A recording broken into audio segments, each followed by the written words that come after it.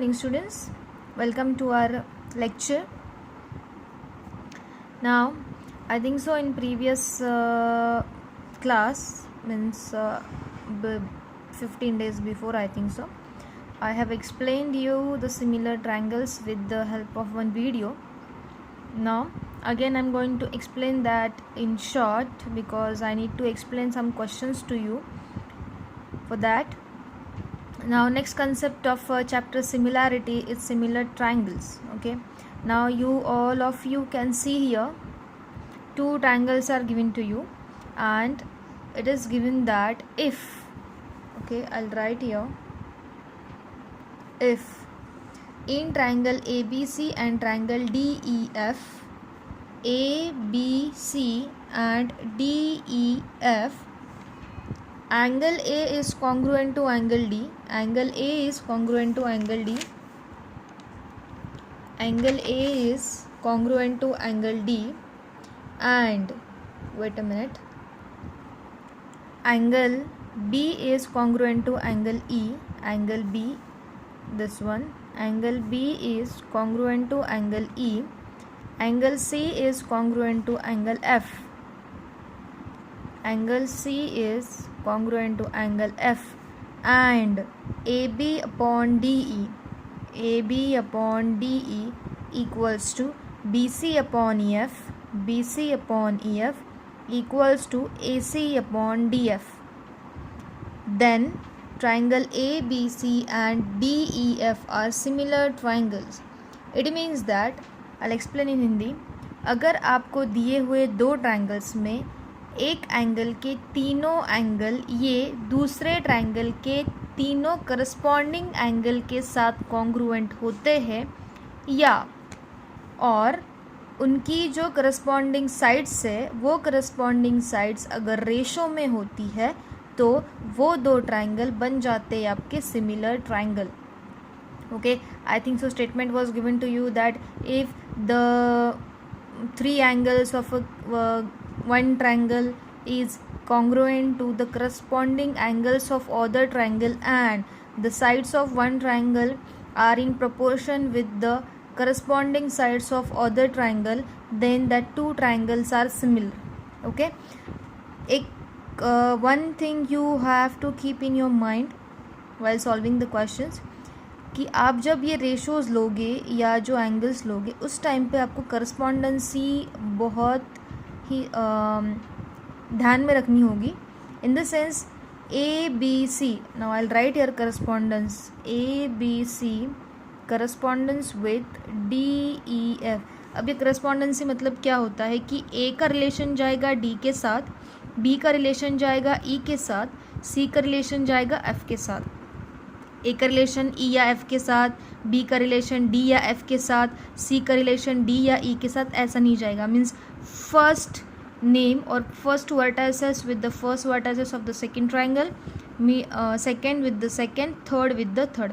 You all of you can see here, देखो A B और D F मतलब first two vertices A B upon D E, B C upon E F last two. Okay, A C upon D F मतलब first and last. ये मैंने एकदम simple तरीके से आपको समझाया है कि करस्पॉन्डेंसी क्या होती है. अगर आप एग्ज़ाम में ये करस्पॉन्डेंसी लेने में गलत हो गए तो आपका आंसर गलत आ जाएगा. अंडरस्टूड? सो ये करस्पॉन्डेंसी बहुत ज़्यादा इम्पॉर्टेंट है. Okay, and we can explain or express the similarity of a two triangle is like this. This is nothing but a symbol of similarity. Triangle ABC is similar to triangle DEF. Okay, now what is the difference between similarity and congruency? The difference between similarity and congruency is that in the congruency your sides should be congruent, and in similarity your sides should be in proportion. Keep this thing in your mind, the difference between congruency and similarity. Okay, now some tests are given to you. As we all have studied the test of congruency in 9th standard, it is same as the test of similarity is also same as the congruency of triangle, but we need to study that also. So your first test of similarity is AAA test, or you can say angle test. Now, or you can modify it as a angle test also. Now what is given to you? In triangle ABC and PQR, ABC PQR. Now I have written here correspondency ABC and PQR, means the relation of A and P will be there, B and Q will be there, C and R will be there. Okay, so for the angle test of similarity, your corresponding angle of first triangle should be congruent to the corresponding angles of a second triangle or other triangle. It means that your angle A should be congruent to angle P, angle B should be congruent to angle Q, and angle C should be congruent to angle R, as we have taken correspondency of this. Getting it? अगर आपके दोनों ये दो जो triangle दिए हुए होते हैं उसमें से अगर आपके तीनों करस्पॉन्डिंग एंगल फर्स्ट ट्राइंगल के दूसरे ट्राइंगल के साथ कॉन्ग्रुएंट होते हैं तो आपके दो ट्राइंगल कॉन्ग्रुएंट हो जाएंगे. कौन से टेस्ट के हिसाब से? Angle test. और अगर तीन नहीं होते बट कोई भी दो हो जाएंगे तो भी आपका test angle test of similarity आप यहाँ पे अप्लाई कर सकते हो. बट एंगल दो कैसे चाहिए? एक ही लाइन पे.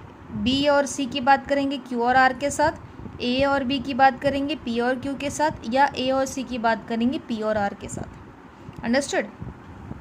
सेकेंड टेस्ट है आपकी SAS, that is side angle side. मतलब दो साइड के बीच में आपका एंगल चाहिए. इन द सेंस अगर आपकी KL और KM साइड का प्रोपोर्शन आता है तो उनके बीच का एंगल कौन है? K. तो ये आपका K कॉन्ग्रुएंट चाहिए. अगर आप KL और LM की बात करते हो तो आपका एंगल L आना चाहिए. अगर आप KM और LM की बात करते हो तो आपका एंगल M कॉन्ग्रुएंट आना चाहिए दूसरे ट्राइंगल के एंगल के साथ. ओके, नाउ सी करस्पॉन्डेंसी दी है आपको यहाँ पे KLM correspondence with RST. Okay, so KL upon RS, see KL upon RS equals to LM upon SR. मैंने आपको बोला था कि अगर आप ये दो साइड लेते हो तो इनके बीच का एंगल चाहिए, दोनों साइड के बीच का, या आप बोल सकते हो the angle made up of two sides. Okay, तो वो दो साइड्स और उनसे जो एंगल बनता है वो. In the sense if this two sides are in proportion with the corresponding sides of other two triangles and angle made by them are congruent, then the two triangles are similar with the test of side angle side, that is side angle side. Getting it?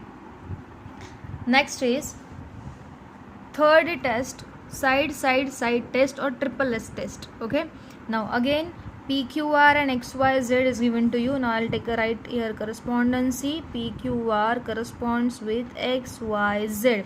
So if we are talking about sides, it means that the three sides of one triangle should be in proportion with the corresponding three sides of other triangle.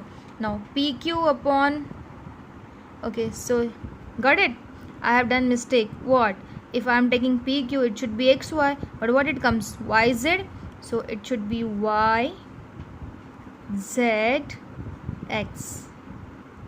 Getting it? So PQ upon YZ QR. Again I have done the mistake. Wait a minute.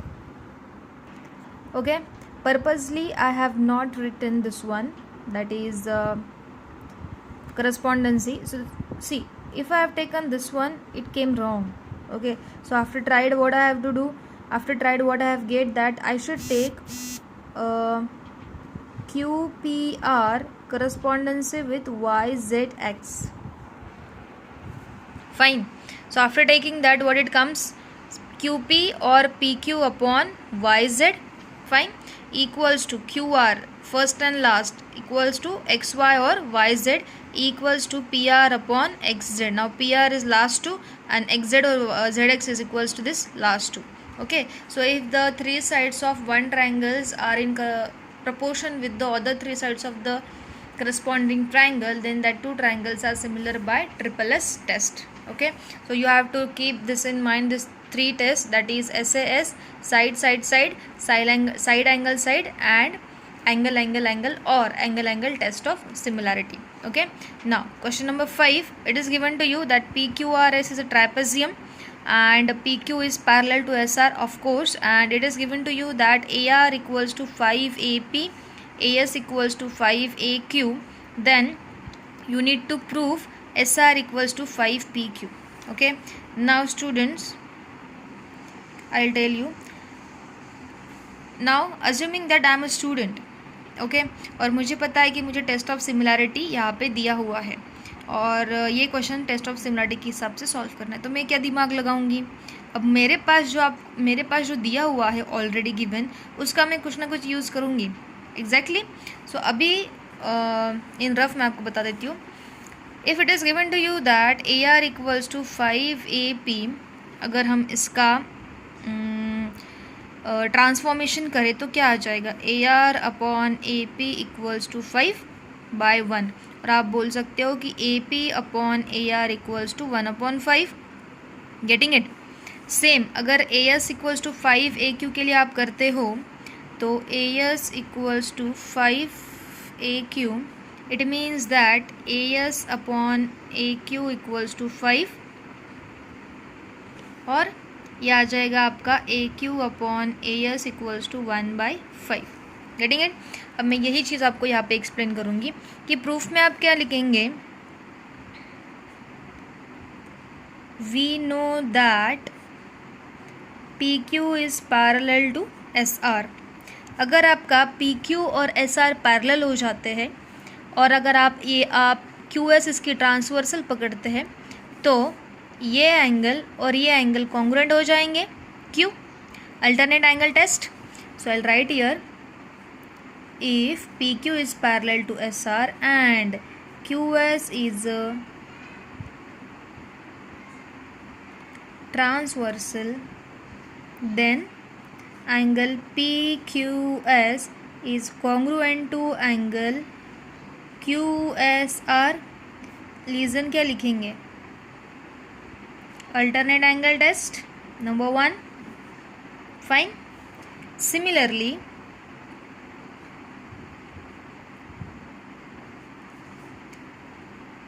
if PQ is parallel to SR, और अगर आप ये PR transversal पकड़ते हैं and PR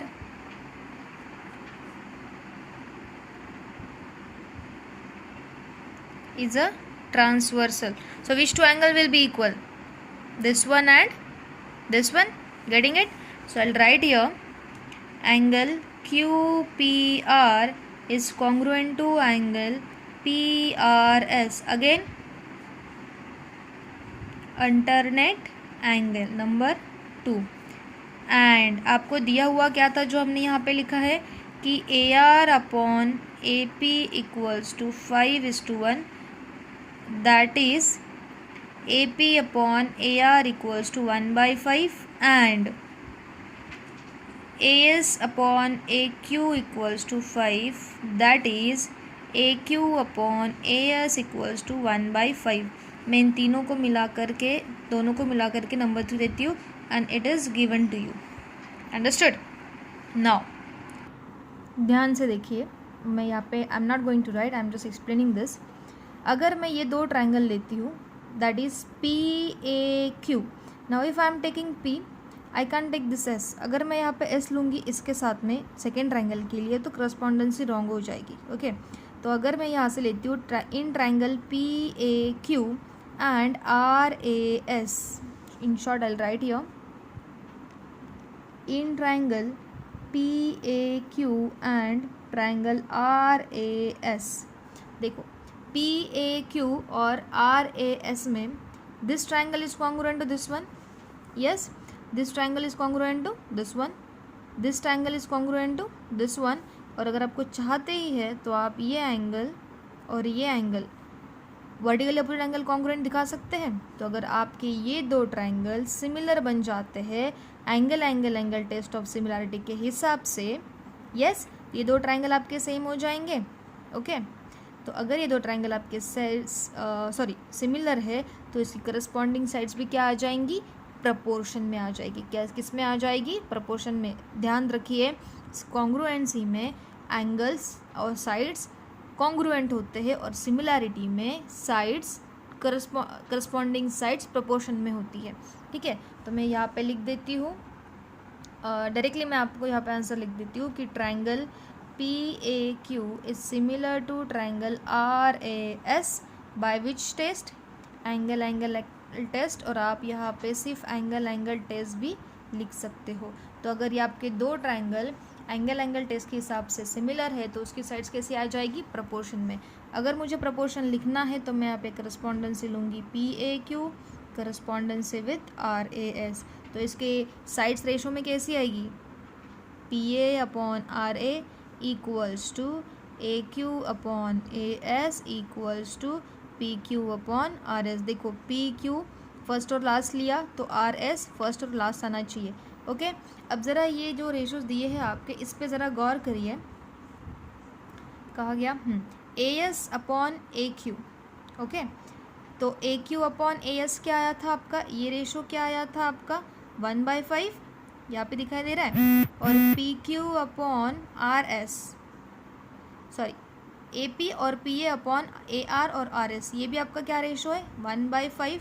तो ये दोनों ratio के जगह पे अगर मैंने लिखा कि PQ/RS इक्वल्स टू 1/5, ठीक है, तो अगर आप ऐसे क्रॉस मल्टीप्लाई करेंगे तो क्या आ जाएगा, 5 into PQ equals to 1 into RS, that is RS और SR equals to 5 times of PQ।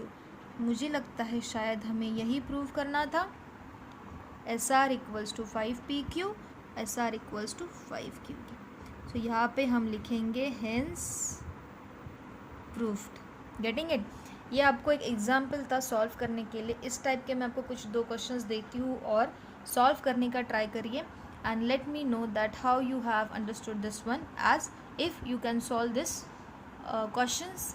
Okay, now if you have any doubt, ask me. Fine, try to understand this thoroughly and solve the questions based on it. Thank you and have a nice day.